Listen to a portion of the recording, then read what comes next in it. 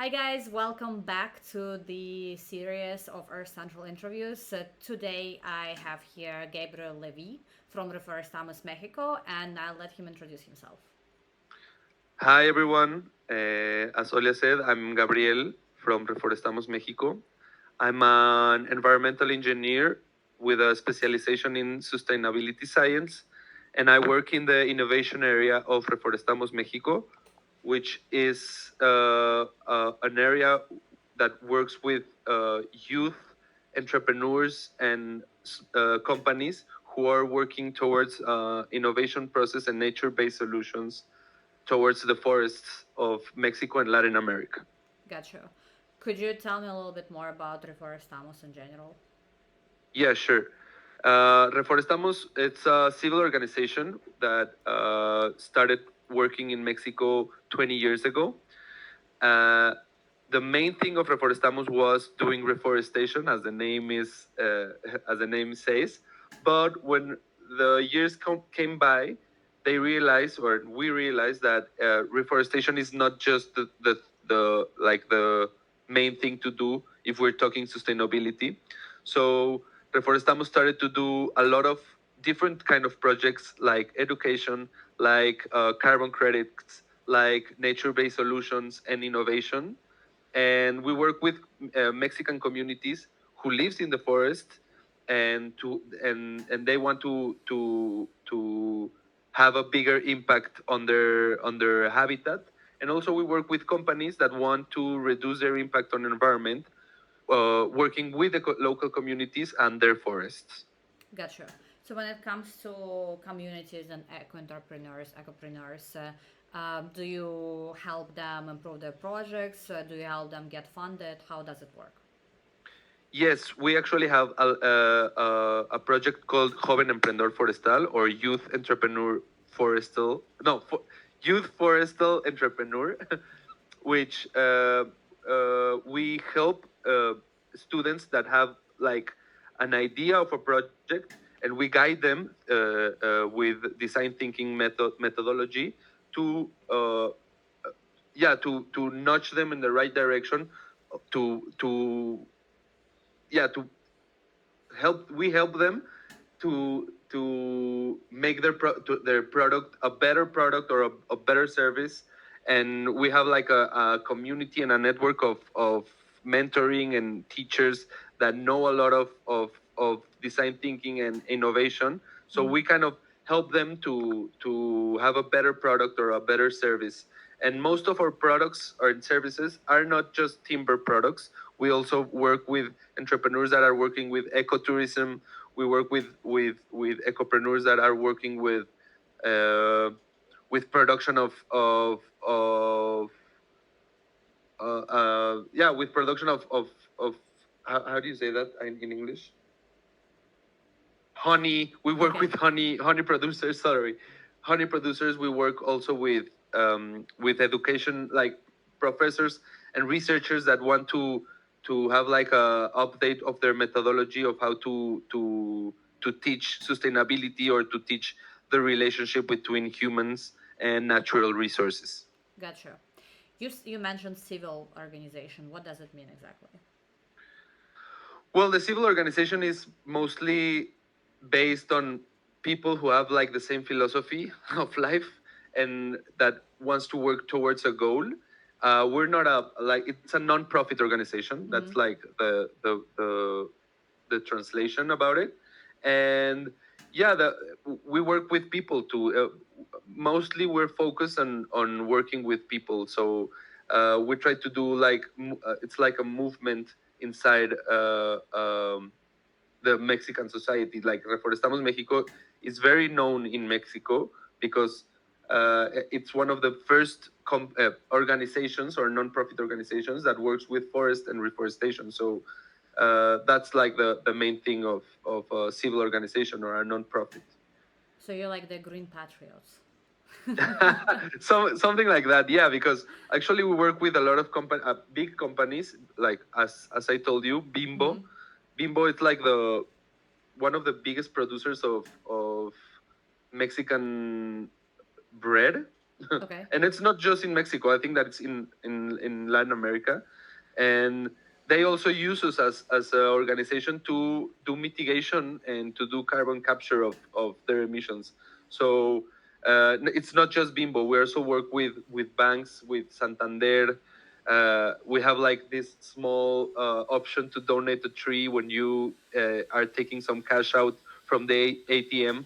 Okay. And we have like a lot of projects with big companies, and yeah, we're kind of like reforestation patriots in Mexico. Gotcha. Do you have? I would say, what is the most impactful project that you guys have worked with? Well, in my 2 years in Reforestamos Mexico, I have been in a lot of impactful projects, but one of them was uh, a series of capacitations to professors and to teachers and students in rural areas of Mexico about sustainability and innovation. We had like this huge project that we work with 1,000 students in rural Mexico in 20 universities to like to have an introduction about innovation and sustainability, because most of the universities here in Mexico, they don't have like this innovation topic. So we try to get them excited and like have like inspiration for them to understand that innovation and ecopreneurship, it's a way to have a livelihood after you're studying. No, you don't have to end studying and start working in a company or in the government. You can also do like entrepreneurship, and that's a very good livelihood for students after they finish their studies. And well, also the project of Bimbo, of carbon capture, that we're making like 20 hectares of reforestation in communities near Mexico City. That's a huge project which we're very excited to do. We're working with drones, with satellite images, and with the communities. And as I said, we're trying to do the same to for the people to have the same language, even if you're from a community or if you're from a big company as Bimbo. No, so we're trying to do like the same, like the same words, the same language for everybody. So it's a like an understanding project and a good project after all. Right, because I think this, I guess, like unification or universal language is very important, because then you don't have this whole, I don't know, I guess the term that would go for it, but I guess like everybody's on the same page, right? Yeah, you can avoid misunderstandings, Exactly. and as we said, medium producers are also part of the problem, and the household, the people of the communities are the medium producers. So if they understand that they are a big part of the chain of carbon, or the chain of whatever they're producing, like at the end of the day, they can be helping towards the sustainability Right. of the society. Right, exactly. Would you also, I guess, like categorize the projects maybe within sustainable forestry and agroforestry and things like that? Yes. Actually, we work with communities who were not aware of how to do agroforestry right, and we try to nudge them in the right direction of agroforestry too. Gotcha. So you guys, and then what's your actual position in the ecosystem? So you find the entrepreneurs and you help them move in the right direction, but then do you also help them convert their projects into carbon credits, or not necessarily? Well, it, most of the entrepreneurs that we work with, they're so like they're very young people with very fresh projects, which in a long-term vision can be transformed into carbon credits. But the carbon credit the CO2 emission reduction and the CO2 capture is more with the communities. And we do work with the communities. Here in Mexico, when we work with carbon credits, we have to work with the whole community because, as you know, it's very complicated, like the land ownership in Mexico. So, Right. so we do work with carbon credits, but that's like the next step. It's not like an individual project. It's like more a community project of a community of a forest community. Sorry. Gotcha. So most of your projects based in Mexico then? Yes, most of Reforestamos projects had like a huge impact in Latin America because of one project called Joven Emprendedor Forestal, which is like a young forest entrepreneur. That's like the translation. And the thing of that project was to search different ecopreneurs projects within Latin America and to give them like a mentoring and the right direction to have a better impact in their communities and in their regions. Gotcha. You mentioned that there is like a land ownership right problem in Mexico. So we see the same situation happening in Brazil, where basically it's like hard to determine who the owner is, and because of that, there is a lot of illegal logging happening. So is it a similar situation in Mexico then? We're working with carbon projects. We try that the carbon can be uh, we want that the carbon to be for the producer, not for the company who's going to plant the tree or who's going to pay for the reforestation. So here the land is of the people who works the land, not for the company who tries to do reforestation. So yeah, it's kind of difficult, but actually Reforestamos Mexico and a lot of organizations who plays like these transdisciplinary roles to connecting like bottom up and top down initiatives. We try to like to work with the same language for the companies and for the communities. It's kind of difficult, but in the projects that we work with in Mexico with the communities, we try to have the same language with the communities and with the companies that are trying to do reforestation or carbon credits. So I think that's one of the biggest challenges of organizations like Reforestamos to understand better the ecosystem of small producers and big companies and how they're going to do the reforestations or the carbon credits. Gotcha. Can you maybe tell me about some of the recent projects that you have onboarded? Yes, as you know, we now have like the forum, Forest and Technology Forum, which is one of the projects which is right at the door, 29 and 30 of August. And well, that's one of the main projects that we have in the area. But we also have like 1 day of forest it's not it's in Spanish is Días de las Empresas del Bosque, which is like the day of companies of the forest, in which we do like a small like it's also like a forum, but we invite entrepreneurs, we invite companies who are working with carbon credits. We invite also like researchers, and we try to connect entrepreneurs with the researchers, and we do like conferences and presentations. We also have like a huge Bimbo is a company that is funding us, so we have like a huge carbon project with them. We're trying to do like 20 hectares of reforestation with drones with them. So we're working on that too. And Joven Emprendedor Forestal, like young forest entrepreneur is also like a big project that we have in Reforestamos Mexico. And this year is going to be the 10th edition of it, and it's going to be the closing edition. So I think that this year is going to be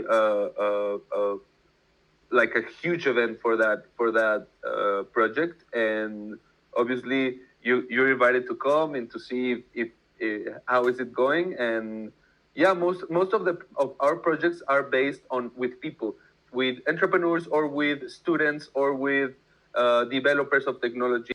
Yeah.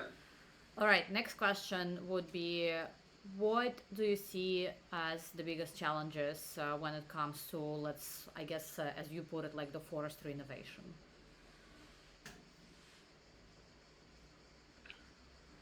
Or I guess like carbon credits in general. Well, just the thing that I was saying, like to have the same language with the communities and the big companies. I think that's one of the biggest challenges. If in we as civil organization, or like Orbify as a company that do that, or like any kind of company who are like in the middle of the process, we have like a big responsibility to try to translate the language for the big companies to the communities, and the other way too. So I think that one of the biggest challenges actually in carbon credits, in not just in carbon credits, also in ecopreneurs, and also in giving like mentoring and like nudging people in the right direction for having a good idea of a nature-based solution. Mm-hmm. It's to have like the same language and try to have the same language bottom up and top down. That makes sense. I think that definitely resonates for us because this is the problem that we're seeing as well. It's like it's hard. I mean, because there are like, okay, there are various standards, you know, golden standard and all that, but that's just methodology, right? But then there is no real standard how things are named, how they're done, etc. Yeah. So, Yeah, and most of the communities, they really want to work. It's not that, yeah, the communities of the global south, they really don't know about sustainability, or they don't know like the thing. They do know a lot, and they have like a lot of ecological information. mm-hmm. But the thing is that maybe the companies, they have like other kind of language of how, and then we can have like a very powerful output. Right. So I think that raises another issue, which is what we've been kind of talking a little bit about recently, because I've attended the Lions event in Cannes, where I actually live. And there was a lot of focus because, you know, it's all about advertising and how like advertising might be helping or hurting when it comes to sustainability. So there's been a lot of conversation about greenwashing. And I think it truly does happen a lot. Like a lot of companies are making claims about their sustainability, but then truly there is like nothing sustainable about what they do. So what's your take on that? On the greenwashing and like the overuse of the word sustainability? Wow, that's a curveball. but, but well, I don't know. I really think that it has to be like uh, it's hard for companies not to greenwash because now sustainability can be so broad at some point that even me as an entrepreneur can yeah can be falling into these kind of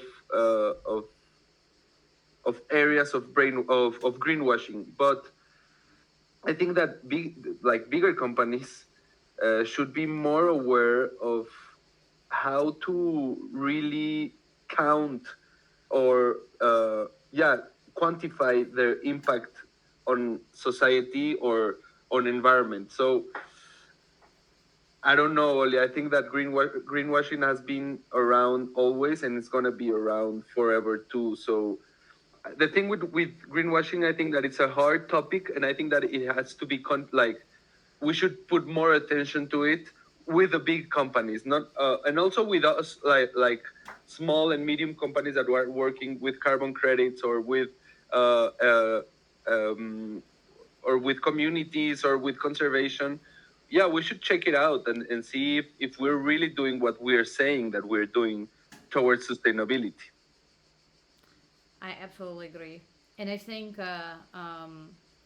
we went to the Climate Action Week in London last week, and there was some conversation about introducing some more standards and regulations towards, how companies are supposed to report on certain things. Like, for example, there is already EUDR, so European Union Deforestation Regulation, which says that in order for you to be able to import or export products that contain certain commodities, such as, for example, cocoa, coffee, palm oil, soybeans,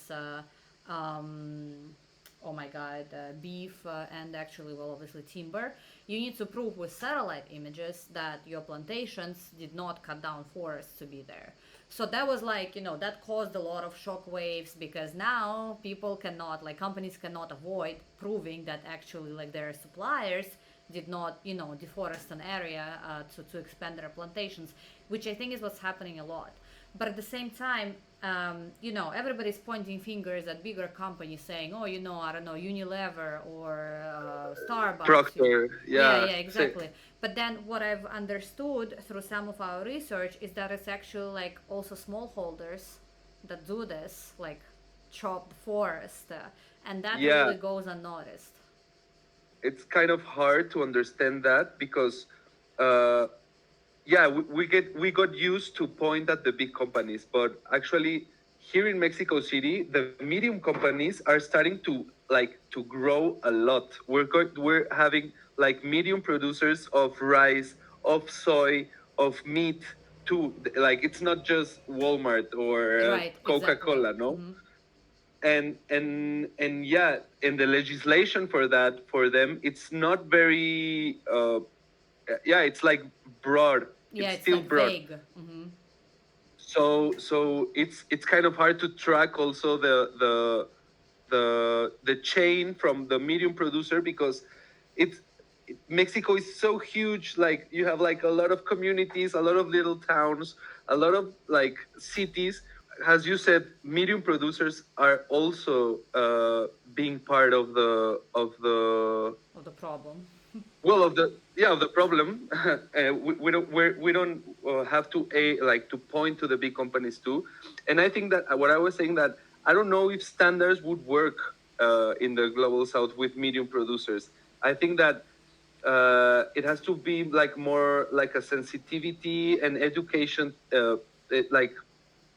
like a yeah, like we have to attack the problem from different areas, not just from a standard, because a medium or small producer, I don't think that he's or she's really interested in standards. And if the government is like, hey, you have to do this, your production, you have to do it like this and like that, it would be impossible to track if he or she is doing it the right way. So I think that sensibilization and education, it's like a huge part of the process. And also, uh, like the education part is how to use technology that can be useful for the process to reduce impact too. So yeah, I think that that's the point of of of medium producers that are really causing something into the environment, and it's not Right. accountable because we cannot track what happened to the forest that they used for their I don't know their Plantation. uh, yeah, cow production or milk production or soy production. So yeah, I think that it's a hard topic to yeah to understand. And yeah, as you said, it's not just the big companies. I think that also medium producers are part of it too. Yeah. Um, I think you brought up a very important topic about education. Do you think consumer education is important? So, like, really trying to make it clear to people they should be like looking out for products that did not cause deforestation, maybe even like up to having some, you know how they have like a organics label, maybe there could be like deforestation free label. Yes, it's mostly consumer education, but also producer education. I think that it's both ways, uh, because maybe the product that we are buying that has the label of non-deforestation product is also greenwashing us. So That's true. so I think that it has to be both ways. I think that we as consumers we have to understand what we are consuming and how we're consuming it, and also the producers have to be. I think that it's too late. I don't want to say it's too late, but it's time for the producers to really be transparent about their processes and to really give us the tranquility that we need as consumers that we are buying the right thing. And I really think that there's a lot of innovation of products right now. Like there's a lot of technology that companies can really use to yeah to get down their emissions, to lessen their impact. But I don't know why there's keep doing like the other way, the otherwise. You know, like maybe sometimes uh, money is more important for them than the planet. So I think that it's a very interesting topic. But yeah, education it's one of the biggest challenges and the biggest things that we can change through time to have a more sustainable society or even a more sustainable market. I think what you said is very important is that, you know, most of the companies don't want to innovate, don't want to do a better thing. And I mean, it's clear, right? I think they're seeing the immediate increase in their production cost as a bigger evil rather than them continuing to destroying the environment, clearly. But I think at the end of the day, there is one phrase that I really like. I think it's a quote from Bill Clinton, I believe. It basically says the cost of oh my God, how did he say it? The cost of resisting the change is always higher than of making the change. But that cost is going to be paid by all of us. And I think a lot of people are just don't want to admit it. They're like in denial. They're like, it's okay, you know, we'll continue to destroy the planet just a little bit, and it's gonna be okay for us. Yeah, actually, we're paying it right now. Like 3 weeks ago, we had like this huge heat wave in Mexico City. Like I've never seen something like that before. And I understand that there's natural processes with the biosphere and there's things like that, but it was a huge heat wave that it was for a week here in Mexico City, and it was like a like hot. I've never How, seen like, something what like was the that. temperature? What? What was the temperature? I think that we reached 30 degrees, which is like very weird in Mexico. Okay, To be 30 degrees is like it's super hot, but it was like uncomfortable hot, like I see. dry hot. I don't know how to explain it, but I think Olia that we're now paying it, and it's not a thing about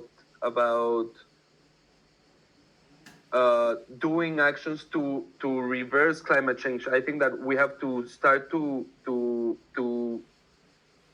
know how to live with it, and that's the adaptation process. And we as humans are the the best in evolution to adapt, but also we're still kind of dumb.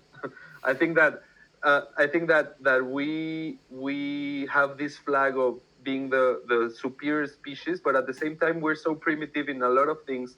We still burn a lot of fossil fuels.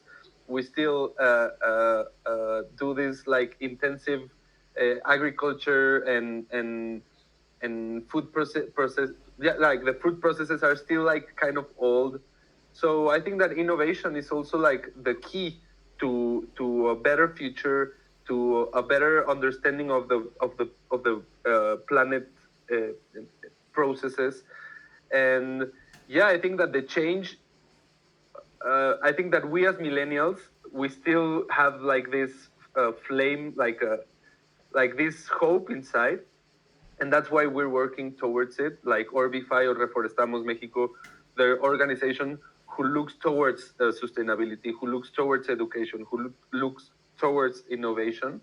But there's a long way to go, and the change is like that. I think that we have to push it through to the older generations who have the like the power and the money, and the decision makers are there. So we have to keep pushing through. Yes, I absolutely agree. It's like, when it comes to, satellite data, geospatial data, everybody's seeing it. Well, some people are seeing it as like, the cure for the problem because, okay, it's going to bring a lot of information to the surface, yada, yada, yada. And I'm like, yeah, sure, we'll bring the information, but actually taking action on that information is another thing. It's like governments need to come together. They need to, like, maybe form new intergovernmental bodies or something like this. So actually, like I said, medium-sized companies are going to be like, whatever, and just going to continue doing what they're doing because there is not enough, governmental control to actually like check everyone and like make sure whoever is like not doing it right, they get the consequences. That's the problem. Yeah, and I think that in the south is heavier than in the north because like the thing of being in a community that what if your livelihood is on cattle, you have to tear down an hectare of forest each year. So you really and it's not misinformation. It's like it's their livelihood. They have to Right. they do that Right. to earn money and to feed their families. So yeah, and also like this, what you said, Oli, about satellite information and monitoring, I think that it's a big opportunity for us to understand how humans are interacting with nature, Yep. because that's the point of satellite images and from drone mapping and everything, like the peak of technology, monitoring technology is right now. Yep. But what are we going to do with it?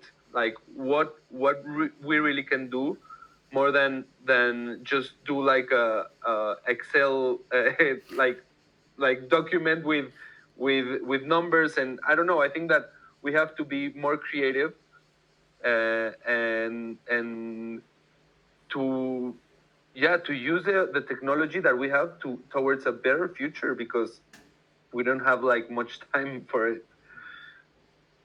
I absolutely agree. Okay, I think this was a very productive discussion. I'm glad that you were able to join our small series on North Central. Is there? Oh, tell us more on how people can join your forum that is coming up at the end of August. Would people be able to join online? Sure. We have a web page, a landing page of the forum, and can I project my Yeah, sure. screen? And we'll also, like, once the video comes out, we'll put it in the comments. Okay, so sure. I have it right here. Just give me a second. The forum is going to be via Zoom, so it's going to be completely virtual. And we have it. Here's my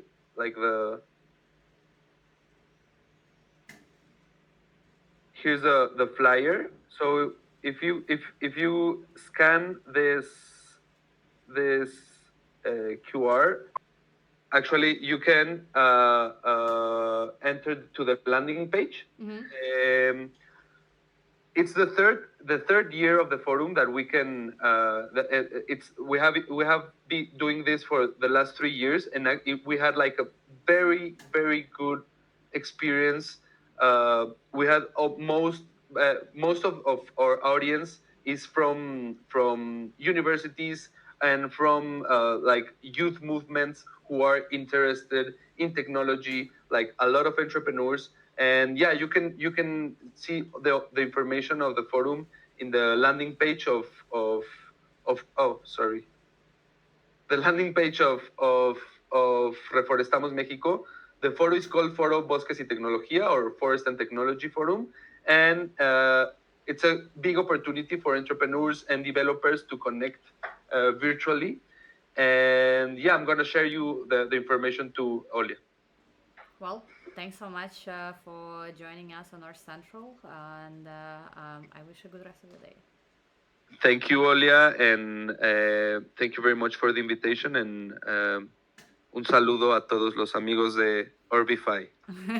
Perfect.